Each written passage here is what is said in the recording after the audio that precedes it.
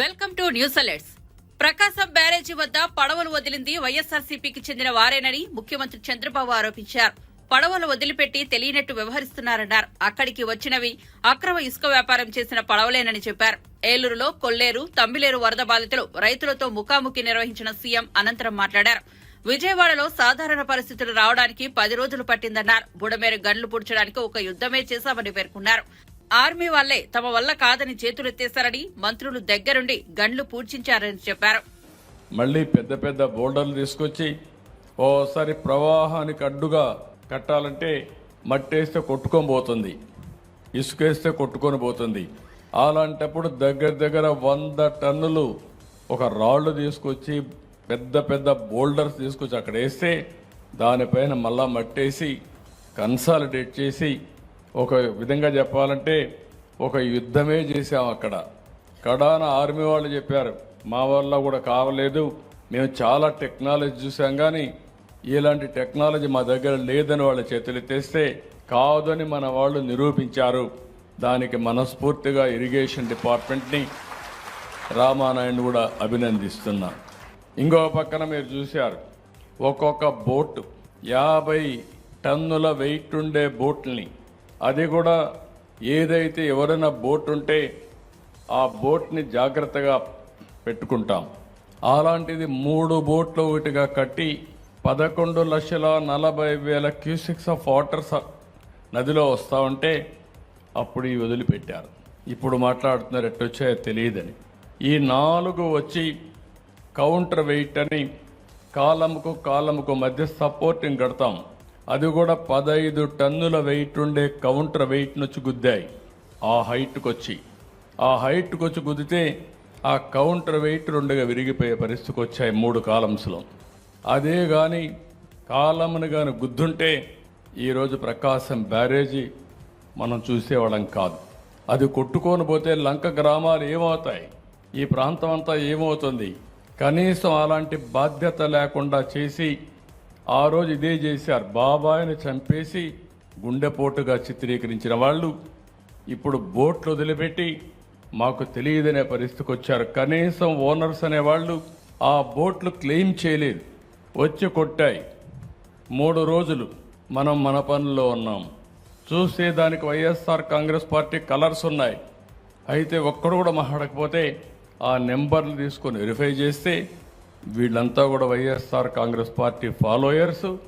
అదే మరిగా ఇదే బోట్లు ఈ దొంగ ఇసుక వ్యాపారాన్ని చేయడానికి వినియోగించిన బోట్లు ఇవన్నీ నేరాలు ఘోరాలు చేసే దుర్మార్గులు ప్రజా జీవితాల్లో ఉండి ప్రజల జీవితాలను అతలాకుతలం చేసే పరిస్థితికి వస్తున్నారు.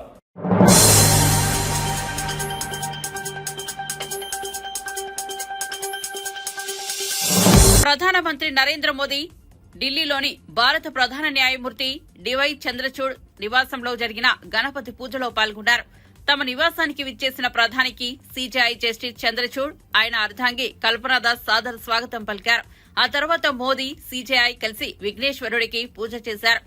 ఈ సందర్భంగా ప్రధాని మోదీ మహారాష్ట సాంప్రదాయ టోపీ ధరించి ప్రత్యేకంగా కనిపించారు. ప్రత్యేక పూజ శుభ సందర్భాన్ని పురస్కరించుకుని ప్రధానమంత్రితో పాటు సీజేఐ చంద్రచూడ్ భార్య కూడా ప్రార్థనలు చేశారు. ఇక దేశవ్యాప్తంగా గణేశ్ ఉత్సవాల సందడి కొనసాగుతోంది. ఈ నెల 7న వినాయక చవితితో ప్రారంభమైన 10 రోజుల గణపతి ఉత్సవాలు దేశవ్యాప్తంగా ఘనంగా జరుగుతున్నాయి. కాగా మహారాష్టలో ఈ గణపతి వేడుకలు ఇంకా ఘనంగా జరుగుతాయనే విషయం తెలిసిందే. ఇక్కడ గణేష్ పూజ చాలా ఉత్సాహంగా జరుపుకునే ప్రధాన పండుగ. యాదృచ్ఛికంగా చంద్రచూడ్ మహారాష్టకు చెందినవారు. ముంబైలో జన్మించిన చంద్రచూడ్ తన ప్రారంభ జీవితంలో ఎక్కువ భాగం మహారాష్టలోనే గడిపారు. అక్కడే ఆయన న్యాయరంగంలో తన ప్రయాణాన్ని ప్రారంభించారు. ఇక రాష్ట్ర వ్యాప్తంగా ఎలాంటి అవాంఛనీయ ఘటనలు చోటు చేసుకోకుండా ఉత్సవాలు నిర్వహించాలని డివిజనల్ కమిషనర్లు, జిల్లా కలెక్టర్లు, పోలీసు అధికారులకు మహారాష్ట ప్రభుత్వం ఇప్పటికే ఆదేశాలు జారీ చేసింది. దీనిలో భాగంగా గ్రేటర్ ముంబైలో 15,000 మందికి పైగా పోలీసులను మోహరించారు. అలాగే పక్కనే ఉన్న థానే కమిషనరేట్ ప్రాంతంలో 6,000 మందికి పైగా పోలీసులు విధులు నిర్వహిస్తున్నారు.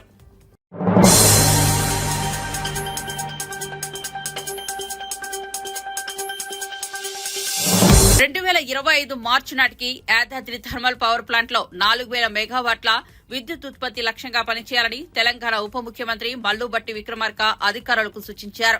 నల్గొండ జిల్లాలోని యాదాద్రి పవర్ ప్లాంట్ ను మంత్రులు ఉత్తమ్ కుమార్ రెడ్డి, కోమటిరెడ్డి వెంకటరెడ్డితో కలిసి పరిశీలించారు. పనుల పురోగతిపై అధికారులతో సమీక్ష నిర్వహించారు. ఈ సందర్భంగా ఉప ముఖ్యమంత్రి మాట్లాడుతూ ప్రాజెక్టు కోసం భూమిని ఇచ్చిన వారిని మనం గౌరవించాలన్నారు. ఈ ప్రాజెక్టు పూర్తయ్యేలోపు అర్హులైన వారికి శిక్షణను ఇచ్చి ఉద్యోగ అవకాశాలు కల్పించాలని అధికారులకు సూచించారు. భూ నిర్వాసితులకు సాధ్యమైనంత త్వరగా పరిహారం చెల్లించాలన్నారు. మార్చి నాటికి 4000 మెగావాట్ల విద్యుత్తును ఉత్పత్తి చేసేలా పనిచేయాలని, ఇందుకు అవసరమైన శ్రామికులను పెద్ద ఎత్తున సమకూర్చుకోవాలన్నారు. ప్లాంట్ నుంచి దామరచర్ల వరకు బొగ్గు రవాణా, ఇతర అవసరాల కోసం నిర్మిస్తున్న 4 లేన్ ప్రత్యేక రోడ్డు నిర్మాణ పనులను వేగవంతం చేయాలని సూచించారు.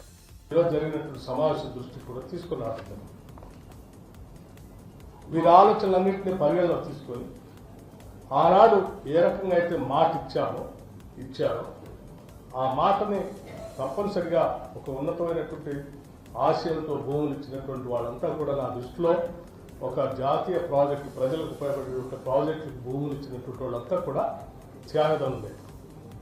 అటువంటి త్యాగదనుల కుటుంబాలకు సంబంధించినటువంటి వాళ్ళందరినీ గౌరవించుకోవటం మనందరి బాధ్యత. కాబట్టి తప్పనిసరిగా ఆ భూములు ఇచ్చినటువంటి వాళ్ళందరి సంఖ్య లిస్ట్ అంతా కూడా జిల్లా కలెక్టర్ గారి దగ్గర ఉంటుంది. కాబట్టి వారిని సహేతుకంగా లెక్కగట్టి ఆయా కుటుంబాల్లో ఎవరెవరైతే నిరుద్యోగ యువకులు ఉన్నారో వాళ్ళందరికీ ప్రాధాన్యత ఇస్తూ ఇక్కడ ఉద్యోగ అవకాశాలు కల్పించడం కోసం మా సిఎండి గారికి, ఈ శాఖకు సంబంధించినటువంటి దీన్ని చూస్తున్నటువంటి ఈ ప్రాజెక్ట్ చూస్తున్నటువంటి అధికారులకి ఇక్కడ నుంచే ఆదేశాలు ఇవ్వటం కూడా జరిగిందని ఈ సందర్భంగా ఎన్జిటికి ఆనాడు ఈ ప్రాజెక్టులో ఉపయోగించేటువంటి కోల్లో దేశీయంగా ఇండిజీనియస్గా దొరికేటువంటి కోల్ 50%, ఇంపోర్టెడ్ కోల్ 50% వాడతామని చెప్పి దాన్ని ఎన్జిటి సబ్మిట్ చేసి ఆ రోజు వాళ్ళు క్లియర్ తీసుకోవడం జరిగింది.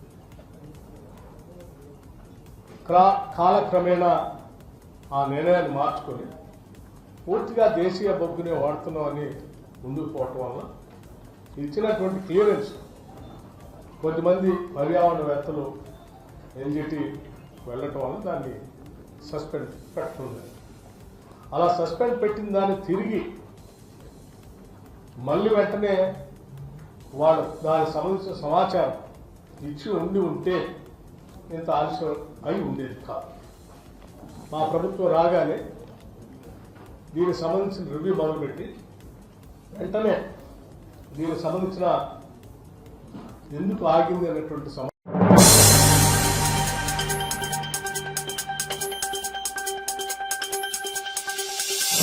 గుంటూరు జైల్లో ఉన్న నందిగాం సురేష్ ను జగన్ కలవడం పట్ల కూటమి మంత్రులు తీవ్రస్థాయిలో దుజమెత్తారు. తాజాగా నీటిపారుదల శాఖ మంత్రి నిమ్మల రామానాయుడు కూడా ఇదే అంశంపై స్పందించారు. ఇవాళ ఒక నేరస్తుడిని మరో నేరస్తుడు కలిశారని, వారు ఒకరికొకరు ధైర్యం చెప్పుకున్నారని నిమ్మల సెటైర్ వేశారు. ఈ రాష్ట్రం కష్టాల గురించి కానీ, ప్రజల ఇబ్బందుల గురించి కానీ కనీస సమయం కేటాయించేందుకు ఆ నేరస్తులకు తీరిక లేదని విమర్శించారు. జైల్లో ఉన్న ముద్దాయిని కలిసేందుకు రావడమే కాకుండా జైలు బయటకొచ్చి బుడమేరుపై అబద్దాలు వల్లెవేస్తున్నారని జగన్పై మండిపడ్డారు. ఆ రోజు ఒక్క ఛాన్స్ అని ప్రజలను ఏమార్చి 5 ఏళ్ల పాటు ఆంధ్రప్రదేశ్ రాష్ట్ర సంపదను ఏ విధంగా అయితే లూటీ చేశాడో మళ్లీ ఇవాళ అదే తరహాలో అసత్యాలు చెబుతూ ప్రజలను మభ్యపెట్టే ప్రయత్నం చేస్తున్నాడని మండిపడ్డారు. పని ఆ యొక్క డైవర్షన్ ఛానల్లో చేయలేదు. నీ 5 సంవత్సరాల పాలనలో ఒక్క తట్ట మట్టి ఆ బుడమేరులో ఎందుకు పని చేయలేదు? ఒక్క అరబస్తా సిమెంటు ఎందుకు ఆ డైవర్షన్ ఛానల్లో చేయలేదు? అంటే 5 సంవత్సరాల్లో ఏదైతే ఆ బ్యాలెన్స్ పనులు, నువ్వు కొత్తగా నిధులు తీసుకురావక్కర్లా, కొత్తగా శాంక్షన్లు ఇవ్వక్కర్లా. చంద్రబాబు నాయుడు గారు 80% ఏదైతే ఆ డైవర్షన్ ఛానల్ బుడమేరులో చేశారో ఆ మిగిలిన బ్యాలెన్స్ పనులు నీ 5 సంవత్సరాల్లో పూర్తి చేసి ఉంటే ఈరోజు ఆ బుడమేరు ఏదైతే డైవర్షన్ ఛానల్ ఆ లైనింగ్ పూర్తయి ఉంటే ఈవేళ గంటలు పడి ఉండేవి కాదు కదా. అక్కడ గంటలు పడకుండా ఉంటే ఈరోజు విజయవాడ సిటీ మునిగి ఉండేది కాదు కదా. అంటే ఈ రాళ్ళు ఆ లైనింగ్ పూర్తయి ఉంటే ఈవేళ గంటలు పడి ఉండేవి కాదు కదా. అక్కడ గంటలు పడకుండా ఉంటే ఈరోజు విజయవాడ సిటీ మునిగి ఉండేది కాదు కదా. అంటే ఈ రకంగా విజయవాడ పట్టణాన్ని నీ చేతకాని తనంతో, నీ అసమర్థతో ముంచేసినటువంటి పాపం నీది కదా, ఏ ముఖం పెట్టుకుని మళ్ళీ నువ్వు బుడమేరు గురించి మాట్లాడుతున్నావు అని చెప్పి ఈరోజు జగన్మోహన్ రెడ్డిని సూటిగా ప్రశ్నిస్తున్నామని చెప్పి మీ ద్వారా ఈ సందర్భంగా తెలియజేసుకుంటూ, ఏదైతే ఇంకా విచిత్రం ఏంటంటే నేను గత 10 రోజులుగా బుడమేరుకు సంబంధించినటువంటి గండ్లను మరి ఏదైతే పూడ్చేటువంటి ప్రయత్నంలో అక్కడే ఉన్నటువంటి స్థితిలో ఏదైతే ఆ బుడమేరు డైవర్షన్ ఛానల్ మీద కొన్ని బ్రిడ్జెస్ ఇవి కూడా నేను అక్కడ చూడడం జరిగింది. చాలా ఆశ్చర్యం అనిపించింది. దగ్గర ఇటువంటివి 4 బ్రిడ్జిలు అంటే చంద్రబాబు నాయుడు గారి హయాంలో ఆ డైవర్షన్ ఛానల్ 11 కిలోమీటర్లు ఏదైతే ఉందో అక్కడ ఉన్నటువంటి గ్రామాలకి 4 ప్లేసుల్లో ఉదాహరణకు ఒక ఏదైతే ఇక్కడ మీకు బ్రిడ్జిని చూపిస్తూ ఉన్నా, ఇటువంటి 4 బ్రిడ్జిల్లో ఆయన నిర్మాణం చేశాడు. దురదృష్టం ఏంటంటే ఈయన 5 సంవత్సరాల్లో కనీసం ఆ బ్రిడ్జిని వాడుకోవడానికి అటువైపు ఇటువైపు కంకర పెట్టి అప్రోచ్ చేయలేకపోయాడు. కనీసం మట్టేసి అప్రోచ్ కూడా వేయలేకపోయాడు. నువ్వా బుడమేరు గురించి మాట్లాడేది? కట్టినటువంటి బ్రిడ్జిలకు కూడా కనీసం ఒక 10 బళ్ళు మట్టి కూడా పోసి అప్రోచ్ లేనిటువంటి నువ్వు బుడమేరు గురించి, బుడమేరు గండ్ల గురించి మాట్లాడితే ఎట్లా జగన్? ఇది ఎట్లా ప్రజలు నిన్ను క్షమించాలి?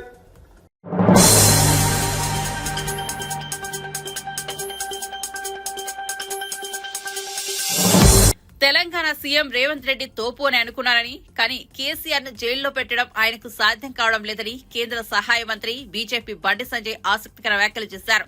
షేర్లింగంపల్లిలో బీజేపీ సభ్యత్వ నమోదు కార్యక్రమంలో ఆయన పాల్గొన్నారు. ఈ సందర్భంగా మాట్లాడుతూ తెలంగాణలో బీజేపీ అధికారంలోకి వచ్చి ఉంటే కేసీఆర్ సంగతి చూసేవాళ్లమన్నారు.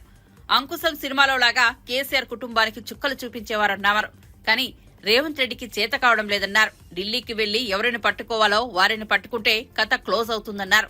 ఇలాంటి విషయాల్లో కేసీఆర్ మాత్రం ఆరితేరిన వ్యక్తి అన్నారు. ఎక్కడ ఎవరి జుట్టు పట్టుకోవాలో, ఎక్కడ ఎవరి కాళ్ళు పట్టుకోవాలో కేసీఆర్ కు బాగా తెలుసునని వ్యాఖ్యానించారు. హైయెస్ట్ మెంబర్షిప్ మీరు పక్క అవుతుంది అట్లా అని చెప్పి పోయి ఇంట్లో తండ్రిని పట్టకం ఇంట్లో పట్టుకోకూరు. మళ్ళా రేవంత్ తిరుగురు గల్లీకి గడప తిరగాలి. తిరిగి మీ వార్డులో మీ డివిజన్లో మెంబర్షిప్ ఎక్కువ చేస్తే అప్పుడు మీరు సక్సెస్ అవుతారు. ఇలా ఎందుకు భారతీయ జనతా పార్టీ మెంబర్షిప్ చేయడానికి సిద్ధంగా ఉన్నారంటే ఈ తెలంగాణ రాష్ట్రంలో కొట్లాడింది మనం వీడ అధికారం మనకు రావాలన్నా, మనకు రావాలకు అధికారం అవి కొంచెం అంటుపట్టపోయి అసెంబ్లీ ఎన్నికల్లో ఓట్లు ఎవరికి వేయాలనుకున్నారు? ప్రజలు మనకే వేయాలనుకున్నారు. కానీ తప్పిపోయి అటే వేసారు. వేసినాక ఏం చేసారు? అప్పుడు అబ్బా ఇది గుర్తాల్సింది గడుగుద్దినారు ఆ ఓటు. ఈ చెయ్యి గుద్దే అదే పెద్ద బస్మాసులు అస్తమే మన మీద కూర్చున్నది. ఆ పువ్వుకిస్తే మంచిగా వికసిస్తున్నారు తెలంగాణ రాష్ట్రం అని ఇప్పుడు బాధపడుతున్నారు. అందుకే బాధపడే 8 మంది ఎంపీలను గెలిపించారు. 8 మంది ఎంపీలు అంటే ఒక్క ఎంపీలో 7 అసెంబ్లీ స్థానాలు తెలుసా? అన్నింటిలో హైయెస్ట్ మెజారిటీ మనదే. కాబట్టి ప్రజలు బాధపడ్డారు. అతి తక్కువ సమయంలో కాంగ్రెస్ పార్టీని వ్యతిరేకిస్తూ ప్రజలు ఎందుకు వ్యతిరేకిస్తారు అంటే అరే కొట్టాడిని భారతీయ జనతా పార్టీ కేసీఆర్ వ్యతిరేకంగా ప్రజల్లో కూడా ఆలోచన ఉండే. కేసీఆర్ ఒక దుర్మార్గుడు, ఒక కుటుంబ పార్టీ అంటే కుటుంబం కోసం మాత్రమే బతుకుతాడు. ఆయన మంచి ఉండాలి, ఆయన బిడ్డ మంచి ఉండాలి, ఆయన కొడుకు మంచి ఉండాలి, ఆయన అల్లుడు మంచి ఉండాలి, ఆయన సడ్డగుడు కొడుకు కూడా ఆయన మంచి ఉండాలి. నేను మంచి ఉండడానికి ఎన్ని అబద్ధాలని ఆడతా, ఎన్ని దుర్మార్గాలని వేస్తా. కాబట్టి నాకు అడ్డెవరినా భారతీయ జనతా పార్టీ నాకు అడ్డున్నది. కాబట్టి భారతీయ జనతా పార్టీని మొత్తం అనగదొక్కాలని చెప్పి ఇవాళ మన మీద కక్ష కట్టి అనేక మంది కార్యకర్తలు జైల్లో పెట్టినటువంటి దుర్మార్గులు కేసీఆర్. అనేక మంది కార్యకర్తలు నాన్ అవైలబుల్ కేసులు పెట్టి రౌడీ షీట్లు ఓపెన్ చేసి, కమ్యూనిస్ట్ షీట్లు ఓపెన్ చేసి మన రౌడీకి అలా జైలుగా ఉన్నటువంటి దుర్మార్గులు కేసీఆర్. అందుకే ఇష్టంగా మన కేసీఆర్ రేవంత్ రెడ్డి శాతం అయితే లేదన్న, నిజంగా అయితే లేదన్న. నేను రేవంత్ రెడ్డి కోపనుకునే వాస్తవాన్ని నేను అంటే ఈ కాంగ్రెస్ వాళ్ళు ఏముంటుంది ఇక్కడ అర్థదా? ఢిల్లీ పోయి ఎవ్వరిని పట్టుకోను వాళ్ళని పట్టుకొని ఇది ఇస్తే కథ క్లోజ్. దాని కేసీఆర్ ఆచరణ వ్యక్తి కేసీఆర్.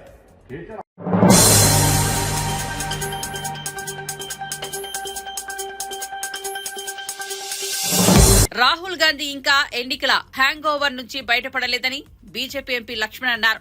ఆయన మీడియాతో మాట్లాడుతూ అమెరికా పర్యటనలో దేశం పట్ల, ప్రజాస్వామ్యం పట్ల అవమానపరిచే విధంగా మాట్లాడుతున్నారని అన్నారు. ప్రధాని కాలేదన్న బాధతో మోడీ మీద అక్కసుతో దేశం మీద విషం చిమ్ముతున్నారని ఆయన మండిపడ్డారు. ఇంగిత జ్ఞానం లేకుండా మాట్లాడుతున్నారని, రాహుల్ గాంధీ రిజర్వేషన్లు రద్దు చేస్తామని అసలు రంగు బయటపట్టాలన్నారు. ఎంపీ లక్ష్మణ్ రిజర్వేషన్లు పొందుపర్చిన అంబేద్కర్ ను ఓడించిన పార్టీ కాంగ్రెస్ అని, సామాజిక పరమైన రిజర్వేషన్లని నెహ్రూ, రాహుల్ గాంధీ వ్యతిరేకించారన్నారు. ఇప్పుడు రాహుల్ గాంధీ అదే మాట మాట్లాడారని, బీజేపీ ఉన్నంత వరకు రిజర్వేషన్లు రద్దు కావని అమిత్ షా స్పష్టం చేశారని, భారత వ్యతిరేకి అయిన సెనేటర్ను రాహుల్ గాంధీ కలిశారని అన్నారు ఎంపీ లక్ష్మణ్.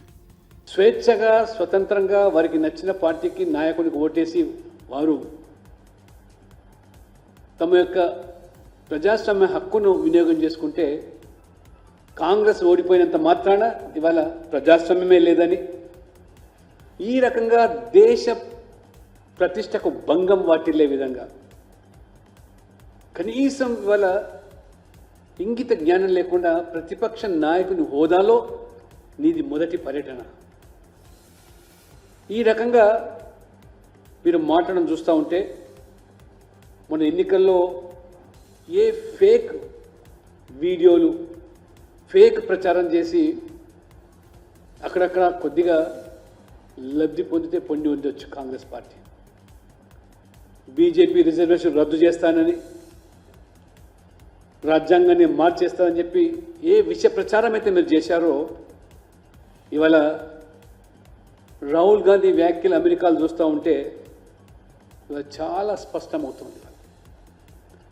రాహుల్ గాంధీ అసలు రంగు బయట పెట్టాడు. ఇవాళ రిజర్వేషన్లు రద్దు చేస్తామని చెప్పకనే చెబుతూ, కానీ ప్రస్తుత పరిస్థితులు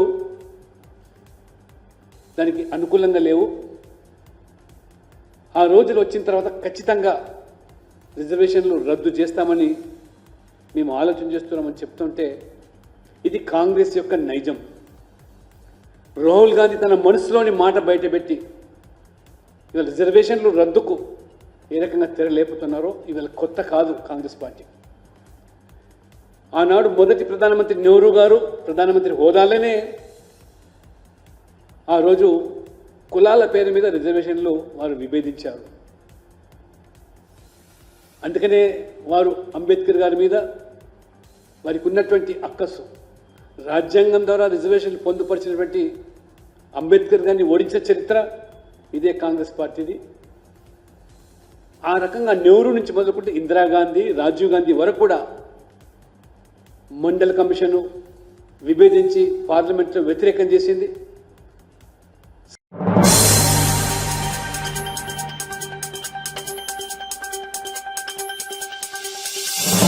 కేంద్ర కేబినెట్ పలు కీలక నిర్ణయాలు తీసుకుంది. దేశంలోని 70 ఏళ్లు పైబడిన వయసు కలిగిన సీనియర్ సిటిజన్లందరికీ ఆయుష్మాన్ భారత్ ఆరోగ్య బీమా పథకాన్ని వర్తింపజేసేందుకు ఆమోదం తెలిపింది. ప్రధాని నరేంద్ర మోదీ అధ్యక్షతన జరిగిన కేంద్ర కేబినెట్ సమావేశంలో తీసుకున్న నిర్ణయాలను కేంద్ర మంత్రి అశ్విని వైష్ణవ్ మీడియాకు వెల్లడించారు. 70 ఏళ్లు ఆపై వయసు కలిగిన వారికి ఆయుష్మాన్ భారత్ పథకాన్ని వర్తింపజేస్తూ తీసుకున్న ఈ నిర్ణయం గొప్ప మానవతా దృక్పథంతో కూడుకుందన్నారు. తాజా నిర్ణయంతో దాదాపు 6 కోట్ల మంది సీనియర్ సిటిజన్లకు లబ్ది కలుగుతుందని మంత్రి తెలిపారు. వారి సామాజిక ఆర్థిక స్థితితో సంబంధం లేకుండా 5 లక్షల వరకు ఉచిత చికిత్స సౌకర్యాన్ని పొందే అవకాశం దక్కుతుందని వెల్లడించారు. ईयर्स से ज़्यादा के जो हमारे सीनियर सिटीजन्स हैं उनको universal health coverage Ayushman Bharat PM Jan Arogya Yojana में कवर करने का फैसला लिया गया है. ये बहुत बड़ा फैसला है. इस फैसले में एक बड़ी मानवतावादी सोच है, बहुत ही एक ह्यूमैनिटेरियन थिंकिंग है. और माननीय प्रधानमंत्री श्री नरेंद्र मोदी जी ने जो कमिटमेंट दिया था वो कमिटमेंट आज डिलीवर किया है, उस कमिटमेंट को फुलफिल किया है. प्रधानमंत्री जी ने कहा था कि 70 वर्ष की आयु के ऊपर के हर बुजुर्ग को आयुष्मान योजना के दायरे में लाया जाएगा और 70 साल के ऊपर के हर बुजुर्ग, चाहे वो गरीब हो, चाहे मध्यम वर्ग के हो, चाहे उच्च मध्यम वर्ग के हो, ये नया दायरा होगा जिनको 5 लाख रुपए तक के मुफ्त इलाज की सुविधा मिलेगी. आज ये स्कीम प्रधानमंत्री श्री नरेंद्र मोदी जी के नेतृत्व में कैबिनेट ने अप्रूव की और इससे देश में करीब 4.5 करोड़ फैमिलीज, जिसमें करीब 6 करोड़ सीनियर सिटीजन्स कवर होंगे. ये नए एडिशनल इसमें जुड़ेंगे. आप सब जानते हैं कि आयुष्मान भारत विश्व की सबसे बड़ी हेल्थ एश्योरेंस स्कीम है। इतनी विशाल स्कीम जिसमें करीब 12 करोड़ 30 लाख फैमिलीज कवर्ड हैं और देश भर में जहां पर भी आप जाके आयुष्मान के लाभार्थियों से अगर मिलेंगे तो वो कितना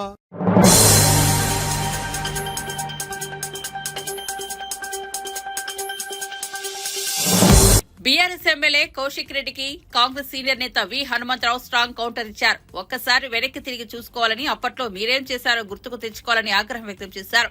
మీరు గెలిచినప్పుడు ఎంతమందిని మీ పార్టీలోకి లాక్కున్నారో గుర్తు తెచ్చుకోండి. గత ఎన్నికల్లో కాంగ్రెస్ పార్టీలో గెలిచిన 12 మంది ఎమ్మెల్యేలను బీఆర్ఎస్ లో చేర్చుకున్నప్పుడు ఈ బుద్ధి ఏమైంది? టీడీపీలో గెలిచిన తలసాని శ్రీనివాస్ యాదవ్ ను బీఆర్ఎస్ లోకి చేర్చుకున్న విషయం మర్చిపోయారా? ఆయనకు మంత్రి పదవి కూడా ఇచ్చిన విషయం గుర్తుందా అని ఆగ్రహం వ్యక్తం చేశారు. ప్రస్తుతం ఓ 3 ఎమ్మెల్యేలు కాంగ్రెస్ లో చేరితే ఏదో అన్యాయం జరిగినట్లు గగ్గోలు పెడుతున్నారని, ఇది మొదలుపెట్టింది మీరు కాదా అని ప్రశ్నించారు. ఎవరు చేసిన పాపం వాళ్ళకి ఖచ్చితంగా తిరిగి తగులుతుందంటే ఇదేనని, తప్పు చేసినోడికి కొంచెం ఖుషీగా ఉంటది కానీ బాధపడ్డోడు అది మర్చిపోడని గుర్తు చేశారు. సోనియా గాంధీ కానీ ఇందిరాగాంధీ కానీ ఎన్నడూ కూడా మతతత్వ పార్టీలతోటి కాంప్రమైజ్ కాలేదు. మేము తప్పనిసరిగా అందరినీ సమానంగా, సిక్కులు కానీ, జైన్లు కానీ, ముస్లింలు కానీ, క్రిస్టియన్స్ కానీ అందరికీ సమానంగా చూడడానికే మా ముఖ్య ఉద్దేశం. ఏదైనా సాకలి ఐలేమకు సరి అయిన గౌరవం, మంచి నాటకం పెట్టారు. ఏ విధంగా ఆమె భూమి భుక్తి అనే నినాదంతో కొట్లాడిందో ఆ రోజులలో కొట్లాడడం అంటే మామూలు వాడదు. 1940 to 44 4 కష్టపడ్డది ఆ తల్లికి సరి అయిన న్యాయం చేశారు. కాబట్టి నేను ఒక సీనియర్ నాయకుడిగా, ఓబీసీ ఎంపీసీ కన్వీనర్గా ముఖ్యమంత్రికి ధన్యవాదాలు చెప్తున్నా. అదేవిధంగా నల్గొండలో ఆ 8 మంది ఏదైతే చనిపోయిన ప్రాంతంలో అది స్కూల్లోనే చంపిండ్రు. స్కూల్కి వచ్చి ఆ స్కూల్లోనే కలెక్టర్ తోటి మాట్లాడి అక్కడ భూమి పూజ చేసి ఎంత తొందరగా అయితే సమాధి కట్టిస్తే ఆ సమాధికి తప్పనిసరిగా అందరు రావాలి. సమాధిని వచ్చే తరం వారు తెలుసుకోవాలి. దేశభక్తులు అంటే ఆ రోజులలో స్వాతంత్రం గురించి పోట్లాడకుండా వచ్చు కానీ ప్రాణాలు అర్పించింది జాతీయ జెండా ఎగిరి. ఇవాళ ఓల్డ్ సిటీలో కూడా ఏది మొన్న 15th ఆగస్ట్ కానీ 20 ప్రతి ఒక్కరు కూడా జెండా పట్టుకొని వెళ్తున్నారు. ఇంతకుముందు జెండా లేదు. ఏది అందరికి కూడా దేశభక్తి అయింది. ఆ దేశభక్తి పెరుగుతుందనే ఉద్దేశంతో విడదీయాలని వీళ్ళు ప్రయత్నం చేస్తున్నారు. ఖబర్దార్ అని చెప్తూ మీ అందరికీ కూడా, మీడియా మిత్రులందరికీ కూడా తప్పనిసరిగా దీన్ని హైలైట్ చేయాలి. అదేవిధంగా అమిత్ షాని అడుగుతున్నా, ఎవడెవడు ఫోన్ చేసిండో వాళ్ళ పేర్లు అయితే చెప్పురా బాబు, చేసిండా లేదా? ఆనాడు కమ్యూనిస్టులు, ఆనాడు గెలిచిన ఎంపీ రెడ్డి గారు, అదేవిధంగా అందరూ కూడా దానికి ఏది ఈ సాయుధ పోరాటం చేశారు. వాళ్ళే నిజమైన నాయకులు. వీళ్ళంతా డూప్లికేట్ వాళ్ళు ఇలా ముందుకు తీసుకొచ్చి ఆయన తీసుకొచ్చి బహిరంగ సభ పెడతారట. ఇది మంచిది కాదు. దీనివల్ల మళ్ళా రెచ్చగొట్టడానికే ప్రయత్నం చేస్తున్నది నా ఉద్దేశం. Thank you.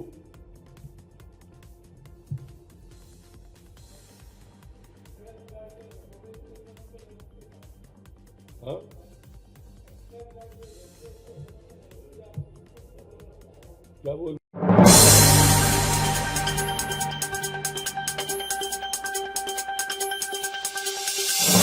పూటకో పార్టీ మార్చే దానం నాగేందర్ బిచ్చగాడు, చీటరని బీఆర్ఎస్ ఎమ్మెల్యే పాడి కౌశిక్ రెడ్డి సంచలన వ్యాఖ్యలు చేశారు. పార్టీ ఫిరాయించిన ఎమ్మెల్యేలపై హైకోర్టు ఇచ్చిన తీర్పును అమలు చేయాలంటూ కేపీ వివేకానందతో కలిసి వెళ్లి ఆయన అసెంబ్లీ కార్యదర్శి నరసింహాచార్యులను కోరారు.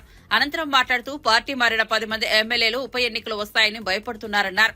తీర్పును అమలు చేయాలని తెలంగాణ హైకోర్టు 4 వారాల సమయం ఇచ్చిందని గుర్తు చేశారు. చర్యలు తీసుకోకుంటే సుమోటోగా కేసు స్వీకరిస్తామని హైకోర్టు చెప్పిన విషయాన్ని నరసింహాచార్యులకు వివరించారు. ఆలస్యం చేయకుండా తక్షణమే వారిపై అనర్హత వేటు వేయాలని డిమాండ్ చేశారు. 10 మంది ఎమ్మెల్యేలు గజ గజ గజ గజ వణుకుతున్నారు. షేక్ వచ్చేసింది బాడీలా. గజ గజ అంటే గజ గజ. ఒక ఎమ్మెల్యే ఒకడు మాట్లాడతాడు, ఇంకో ఎమ్మెల్యే ఇంకోడు మాట్లాడతాడు, ఇంకో ఎమ్మెల్యే ఇంకోడు మాట్లాడతాడు. ఇవాళ దానం నాగేందర్ గారు మాట్లాడింది స్టేట్మెంట్ ఆంధ్రజ్యోతిలో నేను చూసిన. బీఆర్ఎస్ పార్టీ అట బిచ్చగాలన్నమాట. మిస్టర్ దానం నాగేందర్ సాబ్, బిచ్చగానివి నువ్వు, అది మేమన్నే. మీ ముఖ్యమంత్రి నువ్వు బిచ్చగానివి దివాన్ షా బార్ దగ్గర బీడీలు అమ్ముకుంటున్నావు అని అన్నది మీ ముఖ్యమంత్రి రేవంత్ రెడ్డి గారు. బిచ్చగాను అనేది నువ్వు మేం కాదు కదా. పూటకో పార్టీ పూటకో మాట ఉండటోనివి నువ్వు కదా. కాంగ్రెస్ పార్టీలు ఉన్నావు, దాని తర్వాత తెలుగుదేశం పార్టీ పోయినావు, దాని తర్వాత మళ్ళీ కాంగ్రెస్ పార్టీకి వచ్చినావు, మళ్ళీ తర్వాత మళ్ళీ బీఆర్ఎస్ పార్టీకి వచ్చినావు, మళ్ళీ కాంగ్రెస్ పార్టీ పోయినావు. You are named as a cheater of Hyderabad. నీకంటే పెద్ద చీటర్ ఈ ప్రపంచంలోనే లేడు. ఫ్రస్ట్రేషన్లో మాట్లాడుతూ ఉన్నావు. మొన్న ఈ పార్టీలో చీట్ చేసి పోయి కాంగ్రెస్ పార్టీ నుంచి సికింద్రాబాద్ పార్లమెంట్గా చేస్తే ప్రజలు నీకు బుద్ధి చెప్పిర్రు. రేపు నువ్వు ఎమ్మెల్యేగా కాదు మాజీ ఎమ్మెల్యేగా శాశ్వతంగా మిగిలిపోతావు, గ్యారెంటీ నాగేందర్ రాసి పెట్టుకో అని చెప్తా ఉన్నాను. ఇక కడియం శ్రీహరి మాట్లాడిండు, 2వ బెంచ్ ఉన్నదట, 3వ బెంచ్ ఉంటుందట. అరే మీకు సిగ్గులు శరాలు లేవా? నేను అడుగుతున్న పార్టీలు మారిన వాళ్ళకి లేవా మీకు సిగ్గు శరము లజ్జ మానం ఇజ్జత్ లేని వాళ్ళ మీరు మొగోళ్ళే కదా, పెద్ద పిగుడుగాలే కదా మీరంతా. మరి మీకు దమ్ముంటే రాజీనామా చేసి ఎలక్షన్ రాదు, ప్రజలు జవాబు చెప్తారు కదా. కడియం శ్రీహరి గారు పచ్చి మోసగాడు. ఏదో నేను పెద్ద క్యారెక్టర్ మనిషిని, నాకు బాగా క్యారెక్టర్ ఉందని చెప్పుకొని బిల్డప్ ఇస్తాడు. ఆయనంత పెద్ద చీటర్ని ఈ ప్రపంచంలో నేను చూడలేదు. ఎందుకంటే పార్లమెంట్ క్యాండిడేట్గా మేము డిక్లేర్ చేసినప్పుడు పొద్దున వస్తాడు కేసీఆర్ గారి దగ్గర బ్యాగులు తీసుకొని పోతారు, సాయంత్రం పోతాడు పోయి కండువ కప్పుకుంటాడు కాంగ్రెస్ పార్టీ. ఇదా నీ character? Your a cheater, your a characterless fellow. నీకు క్యారెక్టరే లేదు.